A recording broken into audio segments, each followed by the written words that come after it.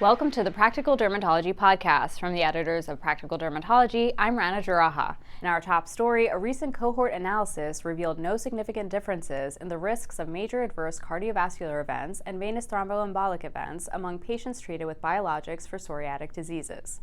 In the study, which was published in the Journal of the American Academy of Dermatology, researchers used data from the TriNetX research network and assessed more than 32,000 patients who initiated biologic therapy between 2014 and 2022. Patients were divided into treatment groups based on their first biologic prescription: TNF inhibitors, IL-17 inhibitors, IL-12/23 inhibitors, and IL-23 inhibitors. The data revealed no significant differences were found in MACE or VTE risk between any of the biologic classes in the overall population, a finding supported by subgroup analyses. In patients with pre-existing hyperlipidemia and diabetes mellitus, the risks of MACE and VTE were lower with novel biologics versus TNFi. The lack of data on psoriasis severity in the dataset was cited as a study limitation. The study authors concluded that among patients with psoriasis or psoriatic arthritis, no significant risk differences of MACE and VTE were detected between those with biologic therapies and those with TNF inhibitors. The findings can serve as a reference to healthcare providers and patients when making clinical decisions. Results from a multi-center phase 3 clinical trial indicated that nemolizumab monotherapy significantly reduces pruritus and nodular lesions in adults with moderate to severe prurigo nodularis.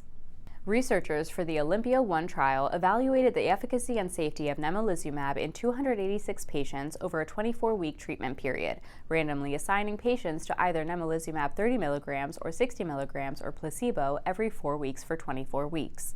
The primary outcome was the proportion of patients with itch response and IGA success at week 16. Nemolizumab-treated patients showed significant improvement, with 58.4% achieving a greater than or equal to 4-point reduction in itch severity versus 16.7% in the placebo group. 26.3% achieved near clear skin compared to 7.3% in the placebo group. Researchers reported adverse events in 71.7% of patients receiving nemolizumab and 65.3% of those on placebo, with most events being characterized as mild or moderate. In the study, which was published in JAMA Dermatology, the authors concluded nemolizumab monotherapy demonstrated rapid and sustained clinically meaningful improvements in core signs and symptoms of PN. In November, the FDA approved Journey Medical's Emrosi as a treatment for inflammatory lesions of rosacea in adults. The approval of Emrosi marked just the second FDA-approved oral treatment for rosacea. In this week's C-Suite Chats feature, we speak with Journey Medical President and CEO Claude Marawi about the Emrosi clinical development program. Here is a portion of the segment. What I like about this product, and I think what dermatologists and patients for that matter, is we did not just take this product and go head-to-head against placebo. That's what you have to do to get an approval in the FDA. But what we did is we did that against placebo, but we also did it against the current standard of care, and that's called Oracea. So we went head-to-head with that. We did a 16-week trial. We had over 650 patients involved in both of these clinical trials. And the results are astounding. We're showing statistical significant superiority.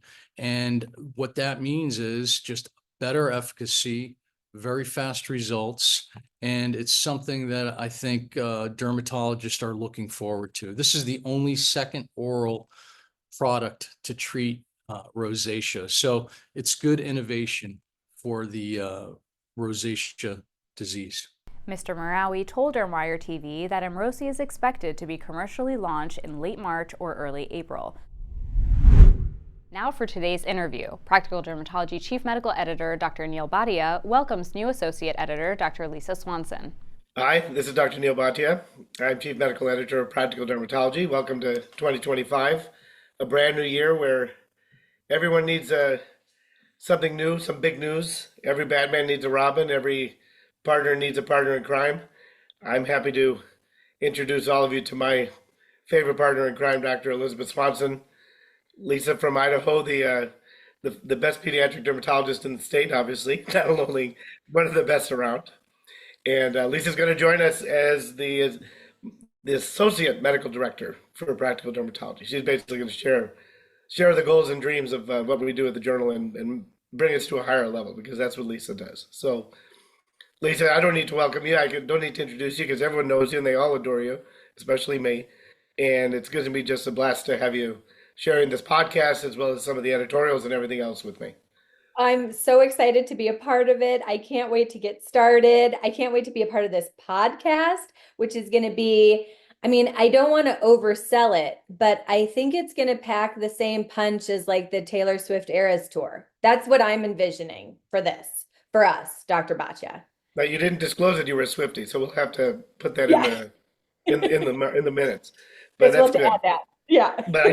But I do share your enthusiasm because I think everything we've done at Practical Derm, even in the last how many decades, I think you're going to bring this to an even higher level. And podcasts will be a lot more fun because it'll be just people talking, telling us, the stories, and we'll have a lot of good topics to share in 2025. I actually wondered if we had officially settled on a name for the podcast because I was thinking it might be cool to call it Oh My Pod. No, my pod is good. That's actually really good. We could call it peas in a pod too, or Oh, we Peas could, in a Pod. I yeah, like that. yeah. There's a whole bunch of pod variations that we can think on. But I know with your niche, and not only just in peds, but you like to talk about medical terms just like I do. What kind of good topics can we share? I know a lot of the therapeutics are advancing as well as kind of reached a plateau. Where do you see talking about medical therapies in 2025? Oh my gosh. I mean, it's been so exciting. I would say the theme of 2024 was a revolution of therapies for atopic dermatitis. We saw the approval of lebrikizumab for patients 12 and up, the approval of Nemluvio for patients age 12 and up, the approval of roflumilast 0.15 cream for patients 6 and up, the approval of tapinarof for patients age 2 and up. And so I think, I mean, oh my gosh, I want to see atopic dermatitis all day because I have all these tools in my toolbox. It's totally been fun because you can see the way that you're changing the process, not just the result. I mean, we've gone from bandages to remedies, or as close to it as we can. And like maybe if you even rewind back to 23 or 22 with psoriasis, and now we're seeing that with eczema, I'm sure we're going to start seeing some other things. Not just non-melanoma skin cancer, some other diseases that have been really hard to treat that we can extend off label into using the mechanisms. But I think for me, I'm more concerned about the demise of medical derm, and I think I've made that clear in my editorials as well as anywhere else that if we don't straighten ourselves up and start becoming more comfortable with these therapies and getting into the weeds of using systemic therapies, we're going to lose medical derm to the allergists and rheumatologists and others who may not be as well trained as we are. So my concern is to get our foot on the gas and off the brake. I think that's a real shame because honestly, this is the best time that we've had to practice medical dermatology. I've been in practice 14 and a half years. It's the most fun right now to be a medical dermatologist because Yeah. in the olden days, 10 years ago, it was really, really challenging. We had big limitations on what we could accomplish for our patients with tough to treat conditions like atopic dermatitis, alopecia areata, vitiligo, hidradenitis suppurativa, psoriasis, although the psoriasis revolution had begun already. And so now this is the good stuff right here. This is the time to get into it and embrace it because we can really change lives better than ever before. Oh, completely.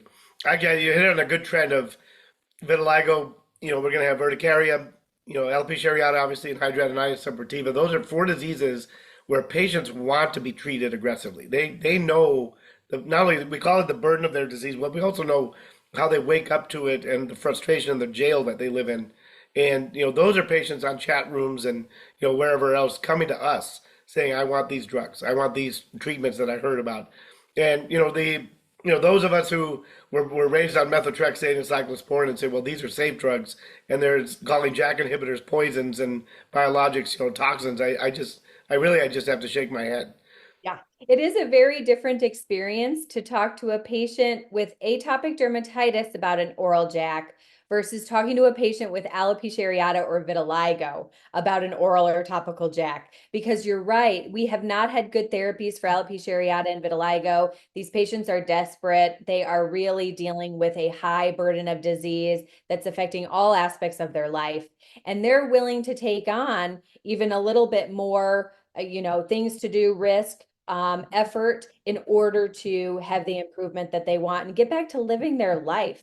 And so I find that discussion with alopecia areata patients and vitiligo patients to be much easier. In fact, for those of you who are listening, who are still a bit Jack afraid, I think, or Jack phobic, I think that a good patient to kind of put your toes in the water with would be an alopecia areata patient, because they will be so appreciative, and they'll bring you cookies. They'll bring you cookies. Well, we like that. Yeah. So tell me, in 2025, Lisa, now that you're taking the wheel with me, what are your goals to bring forward to not only the journal or to this podcast, but also just bring forward for yourself?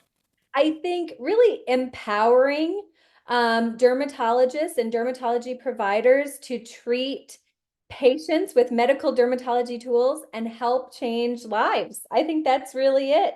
Take away some of the fear that some people might have about some of the therapies that we use. Empower providers to change lives. That's my goal. Do you think I can do that, Dr. Well, very good. My goal is to get you to stop saying provider, so I'm going to work on that. Okay. Because everybody knows how much I hate that word. So, This is a good question. What is your preferred terminology? Because honestly, I debate in my head every time. I call everyone clinicians. No matter what their training is, if they're seeing patients, they're a clinician. Yeah. Clinicians. I like that. And I it's like just that. a little more fair because, we don't sell cable and we don't have ATMs, so Right? we're not providing anything, Yes, yes. I like that. which Clinician. is also good. But we will provide a great podcast for the series of this year, and I'm really looking forward to having you with me, and we're gonna have a lot of fun this year. So It's gonna be so fun. exactly, everyone out there, give a big hug and welcome to Lisa, and we're gonna have a blast this coming year. So everyone have a good 2025. Lisa, I'll let you give everyone your despedida and say thanks. Yes, thank you guys so much. I hope you enjoy this next year of practical dermatology articles and editions, and especially the podcast. It's going to be a blast. Buckle your seatbelts.